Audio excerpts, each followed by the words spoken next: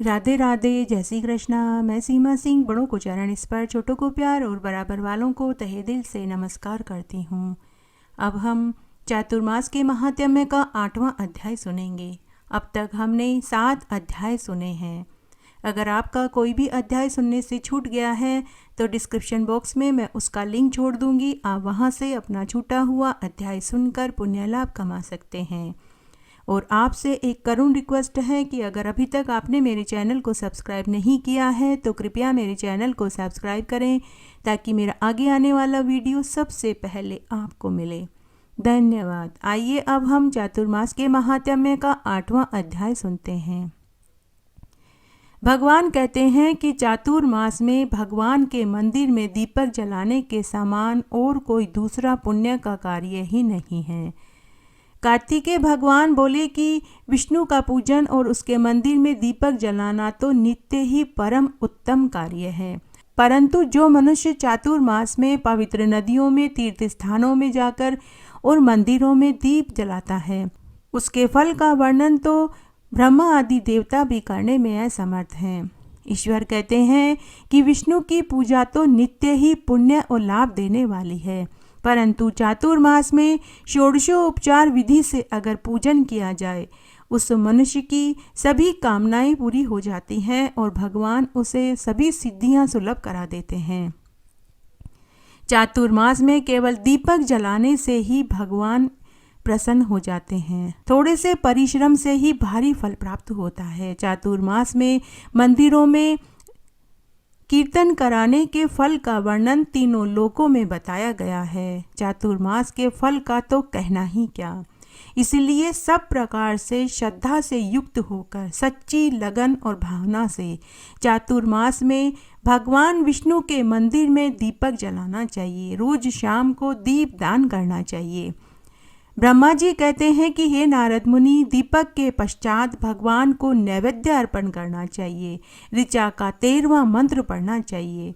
ब्रह्मा जी कहते हैं कि हे नारद मुनि, अमृत को छोड़कर देवता भी चातुर्मास में अन्न खाने की इच्छा करते हैं। अतः हरिशयन में विशेष फलदायक होने से अन्न से बना हुआ नैवेद्य भगवान को अर्पित करना चाहिए। पान, सुपारी, लौंग, इलायची का बीड़ा बनाकर भगवान को अर्पण करना चाहिए। शंख में जल भरकर भगवान का आचमन करना चाहिए। फिर 14वें मंत्र से भगवान की आरती करनी चाहिए और 15वें मंत्र से भगवान की परिक्रमा करनी चाहिए। भगवान की एक एक परिक्रमा करने से 7 समुद्रों सहित सारी पृथ्वी की परिक्रमा करने जितना फल प्राप्त होता है। 16वें मंत्र से श्री विष्णु भगवान को प्रसन्न करके प्रार्थना करनी चाहिए। इस प्रकार यह षोडश उपचार की पूजा की पूरी विधि कही गई है। जो मनुष्य नित्य प्रति भगवान की षोडशोपचार विधि से पूजा करता है वह मनुष्य सभी सिद्धियों को प्राप्त होकर भगवान के बैकुंठ धाम को प्राप्त होता है। जो चातुर्मास में नित्य ही षोडशोपचार विधि से हरि का पूजन करता है, चातुर्मास के महात्म्य को सुनता है, तो शेष नाग भी अपनी सहस्त्र जीवाओं से उसके फल का वर्णन नहीं कर सकते। मोक्ष की प्राप्ति के लिए इससे बढ़कर और कोई दूसरा उपाय नहीं होगा। भगवान कहने लगे कि हे नारद मुनि, चातुर्मास में देवताओं की संतुष्टि के लिए प्रतिदिन ब्राह्मणों को दही और चावल का दान करना चाहिए। दही और चावल के दान की महिमा का वर्णन तो ब्रह्मा आदि देवता भी करने में असमर्थ है। चातुर्मास में गंगा जल के पवित्र जल में स्नान करना चाहिए। समस्त तीर्थों के अभाव में जो भी जल मिले उसी में गंगा जल की कुछ बूंदें और तिल डालकर स्नान करने का उतना ही फल मिलता है जितना कि समस्त तीर्थों में जाकर स्नान करने का मिलता है। चातुर्मास में दिए गए दान का अक्षय फल मिलता है।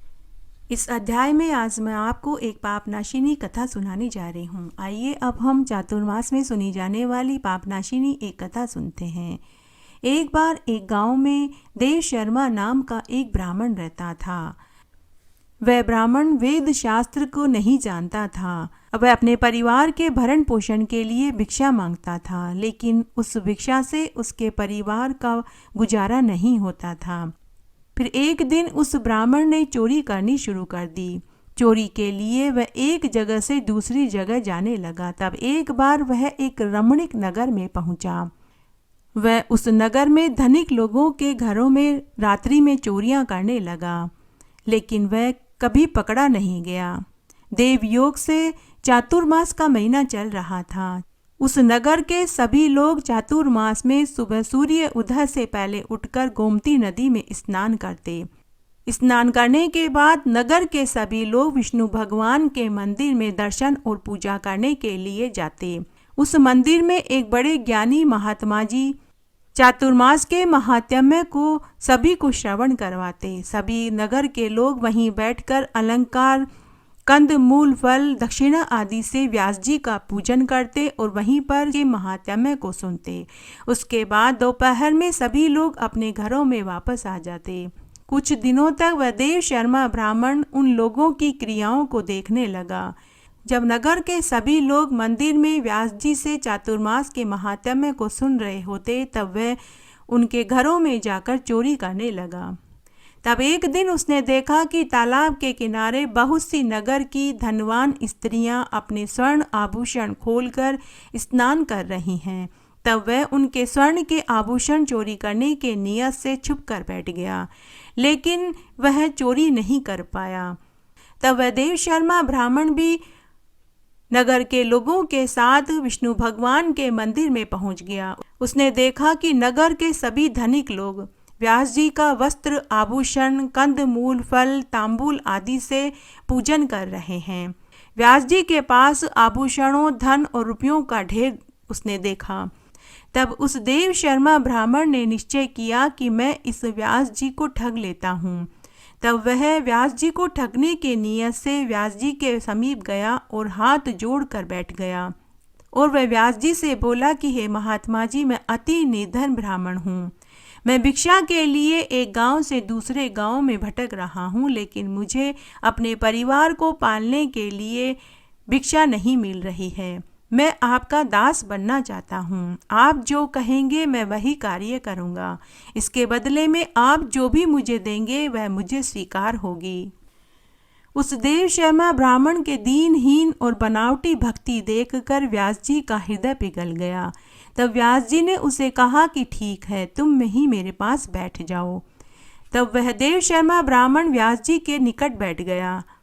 पूरे चातुर्मास में वह देव शर्मा ब्राह्मण व्यास जी के सभी बताए हुए कार्य करने लगा और ऐसा करके उसने व्यास जी का मन जीत लिया।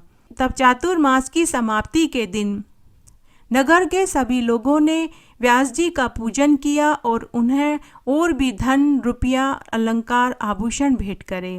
तब चातुर्मास की समाप्ति वाले दिन व्यास जी के पास धन, रुपयों और आभूषणों का ढेर लग गया। तब व्यास जी ने देव शर्मा ब्राह्मण से कहा कि यह सारा सामान तुम एक गट्ठर में बांध लो और अपने सिर पर रखकर मेरे साथ मेरे घर तक चलो। तब उस देव शर्मा ब्राह्मण ने समस्त सामानों को एक गट्ठर में बांधा और उसे अपने सिर पर रखकर व्यास जी के पीछे पीछे सिर झुकाकर चलने लगा। चलते चलते वे एक तालाब के किनारे पहुंच गए। उस तालाब पर उस दिन नगर के बहुत से लोग पूजा आदि कर रहे थे और दीपदान कर रहे थे। देव शर्मा ब्राह्मण ने भीड़ का फायदा उठाया और वह उसमें घुस गया और भाग गया। जब व्यास जी ने अपने पीछे देव शर्मा ब्राह्मण को नहीं देखा तो वे समझ गए कि उसने उनको बेवकूफ़ बनाया है और वह उनको ठग कर चला गया। वे मन ही मन कहने लगे कि मैं बड़ा ही मंद बुद्धि हूँ जो मैंने उस धूर्त के ऊपर विश्वास किया। तब व्यास जी ने तालाब के किनारे खड़े सभी लोगों को अपनी पीड़ा बताई। वे सभी लोग उस व्यक्ति को ढूंढने लग गए, लेकिन अंधेरे का फायदा उठाकर वह भाग गया। लेकिन वह देव शर्मा ब्राह्मण अंधेरे में एक बिना मुंडेर के कुएं में जाकर गिर गया। सुबह जाकर व्यास जी ने नगर के राजा से अपनी पीड़ा बताई। तब राजा के सिपाही उस व्यक्ति को इधर उधर खोजने के लिए निकल पड़े। सूर्य उदय होने वाला था, तभी उसी बिना मुंडेर के कुएं में से किसी की आवाज़ आई कि बचाओ बचाओ। राजा के सैनिकों ने उस कुएं में से उस व्यक्ति को बाहर निकाला। अभी देव शर्मा ब्राह्मण के कुछ प्राण शेष रह गए थे। तभी वहां व्यास जी भी पहुंच गए। तब देव शर्मा ब्राह्मण ने सामान की गठरी व्यास जी के चरणों में रख दी और अपनी गलती की क्षमा मांगी। उसी समय उसके प्राण निकल गए। उसी क्षण उस देव शर्मा ब्राह्मण ने एक दिव्य देह धारण करके अलौकिक वस्त्र पहन लिए और कीमती आभूषणों से सुसज्जित होकर वह व्यास जी के आगे हाथ जोड़कर खड़ा हो गया। उसी समय विष्णुदूत देव विमान लेकर वहां पहुंच गए। तब उस नगर के लोगों ने और व्यास जी ने विष्णु दूतों से पूछा कि इस व्यक्ति ने ऐसा क्या कार्य किया था जिसकी वजह से इसे लेने के लिए यमदूत नहीं बल्कि आप आए हैं। तब विष्णु दूतों ने कहा कि इसने अपने जीवन काल में कोई पुण्य कार्य नहीं किया। पूरे जीवन काल में इसने चोरी चकारी झूठ ही बोला, लेकिन इसने चातुर्मास के महात्म्य को सुना और चातुर्मास में भक्तों को तालाब में स्नान करते हुए, मंत्र बोलते हुए और कथा कहानियों और चातुर्मास के महात्म्य को इसने सुना। यह उसी पुण्य फल के कारण दिव्य देह धारण करके देव विमान में बैठकर हमारे साथ बैकुंठ में जा रहा है। तब भगवान बोले कि हे ब्राह्मणों, यह मैंने तुम्हें चातुर्मास में पाप नाशिनी एक कथा सुनाई। जो मनुष्य भक्ति भाव से चातुर्मास के महात्म्य का श्रवण करते हैं, उन श्रेष्ठ भाग्य का तो कहना ही क्या। जो लोग मोहवश अपनी शक्ति के अनुसार चातुर्मास में श्रेष्ठ ब्राह्मणों योग्य पंडितों का पूजन नहीं करते, वे दरिद्रता और रोग से युक्त होते हैं, इसमें कोई संशय नहीं है। जो मनुष्य चातुर्मास के महात्म्य का श्रवण नहीं करते, त्रिविक्रम भगवान का पूजन नहीं करते, दर्शन नहीं करते, वे गूंगे, बहरे और पंगु होते हैं, इसमें कोई संशय नहीं है। चातुर्मास में सभी कथा कहानियों और महात्म्य के साथ में पीपल सींचने की कहानी सुनने का बहुत पुण्य फल मिलता है। आइए अब हम चातुर्मास में पीपल सींचने की एक पौराणिक कहानी सुनते हैं। एक बार एक गांव था, उसमें एक ननद भाभी रहती थी। भाभी जहाँ भी जाती थी वह अपनी ननद को साथ लेकर जाती थी, क्योंकि जब उसकी सास मरी तो उसने अपनी बहू से वचन लिया था कि बहू, मेरी बेटी का अपने बच्चे की तरह ही ध्यान रखना, इसको कभी दुख मत देना। इसलिए भाभी अपनी ननद का पूरा ध्यान रखती थी। एक बार की बात है, भाभी ने चातुर्मास में स्नान और व्रत किया तो वह रोज पीपल सींचने के लिए जाती थी, तो अपनी ननद को भी साथ ले जाती थी। भाभी जैसे पूजा करती थी वह कुंवारी ननद भी उसी तरह पूजा करती थी। भाभी अपने मन में हाथ जोड़कर पीपल देवता से विनती करती थी कि हे पीपल देवता, मुझे एक लड़का देना। तो ननद भी हाथ जोड़कर मनी मन कहती कि हे पीपल देवता, जो आप मेरी भाभी को दो वही मुझे भी देना। इस तरह पूरा चातुर्मास का महीना बीत गया। पूरे चातुर्मास में ननद भाभी ने पीपल के पेड़ की पूजा करी और मन्नत मांगी। तो पीपल देवता ने सोचा कि भाभी को तो मैं पुत्र दे दूंगा, लेकिन कुंवारी लड़की को पुत्र कैसे दूं। तब पीपल देवता ने दोनों की इच्छा पूरी कर दी। 3 महीने बाद भाभी को गर्भ ठहर गया तो ननद के हाथ में भी छाला हो गया। 9वें महीने में भाभी को पुत्र हुआ तो ननद के हाथ के छाले में से भी एक बेटे का जन्म हुआ।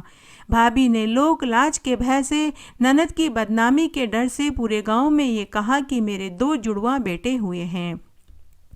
भाभी ने अपने पति से भी यह बात छुपाई। तब एक दिन जब भाभी कुएं पर पानी भरने गई तो उसने अपनी ननद बाई से कहा कि बाई सा, दोनों बच्चों का ध्यान रखना। तभी ननद वाला लड़का रोने लगा। तब उसने झूले में सुलाया और वह लोरी गाने लगी कि बिना बाप का कान जी, बोल कहाँ से आया जी। बार बार वह यही लाइन दोहराती रही।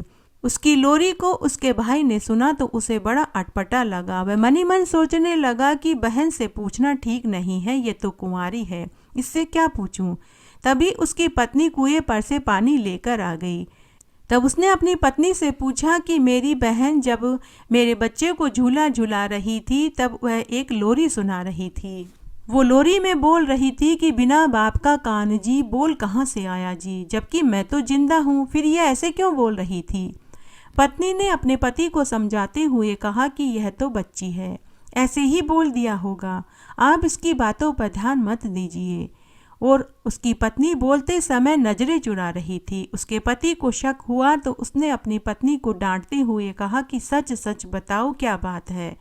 तो उसकी पत्नी की हिम्मत टूट गई तो उसने अपने पति को पूरी सच्चाई बता दी। तभी उसके पति ने अपने भांजे को उठाया और पीपल के पेड़ के पास ले गया और पीपल देवता से बोला कि हे पीपल देवता, मेरी बहन तो ना समझ थी, जो उसने मांगा वो उसे नहीं मांगना चाहिए था, लेकिन हे पीपल देवता, आप तो समझदार थे, अब आप अपनी अमानत वापस ले लीजिए। अगर गांव में यह बात फैल गई तो कोई मेरी बहन से ब्याह नहीं करेगा, जग में मेरी और मेरी बहन की हंसी होगी। और वह करुण रुदन करने लगा। उसके करुण रुदन को सुनकर पीपल देवता का हृदय पिघल गया। तभी पीपल के पेड़ के 2 फाड़ हो गए। वह बच्चा उस पेड़ में समा गया और पेड़ वापस जुड़ गया, लेकिन पेड़ के आसपास चबूतरे में बहुत बड़ी दरार हो गई। भाई घर आ गया। उसने अपनी बहन के लिए योग्य वर ढूंढने लगा। जब सुबह गांव वालों ने पीपल के पेड़ के पास चबूतरे पर दरार देखी तो तरह तरह की बातें करने लगे। कोई कह रहा था कि पीपल के पेड़ में से भगवान विष्णु व माता लक्ष्मी प्रकट हुए होंगे, तो कोई कह रहा था कि पीपल के पेड़ में शनिदेव प्रकट हुए होंगे। जितने मुंह उतनी बातें। सब लोग उस दरार को देखकर तरह तरह की बातें करने लगे। कुछ दिनों के बाद बात आई गई हो गई, सब उस बात को भूल गए। इस तरह समय बीतने लगा। तब एक दिन भाई ने घर में होम करवाया, पूरे गांव को बुलवाया। होम में आहुतियां दी गई। यज्ञ में ज्योत ही नहीं आ रही थी। घी का पूरा डब्बा उड़ेल दिया, लेकिन यज्ञ में ज्योत प्रकट ही नहीं हुई। तब गांव के किसी समझदार व्यक्ति ने कहा कि आपकी कोई भुआ बेटी होगी, कोई भाई भतीजा हो, कोई मुंह बोली बहन हो, उसे बुलवाओ, तभी यज्ञ में ज्योत आएगी। लेकिन फिर भी यज्ञ में धुआं ही निकल रहा था, ज्योत ही नहीं आ रही थी। भाई ने कहा कि मेरी तो एक ही बहन है जो मेरे साथ रहती है। तब गांव के सरपंच ने कहा कि यह बहुत बड़ा अपशकुन है, किसी पंडित महात्मा से पूछना होगा। तब गांव के बाहर से एक महान वेद शास्त्र के ज्ञाता, एक महान पंडित जी को बुलवाया गया और पूरी सच्चाई बताई गई। वह पंडित बहुत बड़ा ज्ञानी महात्मा था। उसने थोड़ी देर के लिए आंखें बंद करी और ध्यान लगाया। फिर उसने अपने मनोबल से पता लगा लिया। उसने भाई से कहा कि आप अपने भांजे को लेकर आओ, तभी इस यज्ञ में ज्योत आएगी और तभी यह यज्ञ संपूर्ण होगा। तब उस व्यक्ति ने कहा कि मेरे कोई भांजा नहीं है, मेरी बहन तो अभी कुंवारी है, भांजा कहाँ से आएगा। तब वह पंडित बोला कि पीपल देवता ने तुम्हारी बहन को बेटा दिया था, तुम उसी भांजे को लेकर आओ, तभी यह यज्ञ पूरा होगा। तब सभी गांव वालों ने भाई से पूछा कि ये पंडित जी क्या कह रहे हैं। तब पंडित जी ने भाई से कहा कि बेटा, इसमें शर्मिंदा होने की कोई बात नहीं है, जो भी बात है पूरे गांव वालों को सच्चाई बताओ। तब भाई ने पूरे गांव वालों को पूरी सच्चाई बताई। तब गांव के सरपंच ने कहा कि बेटा, पीपल देवता ने तुम्हारी बहन को बेटा दिया है, यह तो बहुत बड़ी बात है, इसमें शर्मिंदा होने की कोई बात नहीं है। ऐसी किस्मत तो बिरले लोगों को ही मिलती है। तब सभी गांव वाले, सरपंच, पंडित जी, भाभी, ननद, उसका भाई ढोल नगाड़ों के साथ पीपल देवता के गीत गाते हुए पीपल के पेड़ के पास पहुँचे। तब भाई ने पीपल देवता से माफ़ी मांगी और कहा कि हे पीपल देवता, मैंने बदनामी के डर से अपना भांजा आपको सौंप दिया था, लेकिन आज मैं ही अपना भांजा आपसे वापस मांगता हूँ। पीपल देवता, आप मेरे भांजे को मुझे वापस दे दीजिए। तभी वहाँ वापस पीपल के पेड़ के 2 फाड़ हो गए और उसमें से उसका भांजा बाहर आया। उसी समय उसकी बहन के आंचल से दूध की धार निकली और उसके बेटे के मुंह पर जाकर गिरी। पूरे गांव वालों को यकीन हो गया कि यह इसी का पुत्र है। तब सभी धूमधाम से गाजे बाजे से पीपल देवता के गीत गाते हुए पीपल से पैदा हुए पुत्र को लेकर घर आए। जैसे ही उस भांजे ने यज्ञ में आहुति दी तो यज्ञ में ज्वाला इतनी ऊंची उठी कि सबको महान आश्चर्य हुआ। तब उस भाई ने पूरी नगरी में यह ढिंडोरा पिटवा दिया कि सभी को चातुर्मास में पीपल के पेड़ को सींचना चाहिए। इससे निर्धन की गरीबी दूर होती है, निसंतान को संतान सुख मिलता है, कुंवारों को अच्छा घरवर मिलता है, बुजुर्गों को बैकुंठ का वासा मिलता है। उस दिन के बाद सभी चातुर्मास में स्नान और व्रत के साथ में पीपल के पेड़ को सींचने लगे। जो मनुष्य पूरे चातुर्मास में पीपल के पेड़ को सींचते हैं, उन्हें इस जन्म में सभी सुख और मरने के बाद परम पद प्राप्त होता है। हे पीपल देवता, जैसा सुख आपने ननद भाभी को दिया वैसा सबको देना। कहानी कहने वाले को सुनने वाले को और हुक्कारा भरने वाले को। घटती हो तो पूरी हो तो परवान चढ़े, भूले बिसरे नाम तेरे भंडार में भरे। इस तरह आज मैंने आपको चातुर्मास के महात्म्य का 8वां अध्याय सुनाया। आशा करती हूँ यह आपको जरूर पसंद आएगा। मेरे साथ बने रहने के लिए आपका धन्यवाद। आगे की कथा कहानी के लिए भी आप इसी तरह मेरे साथ बने रहें। धन्यवाद।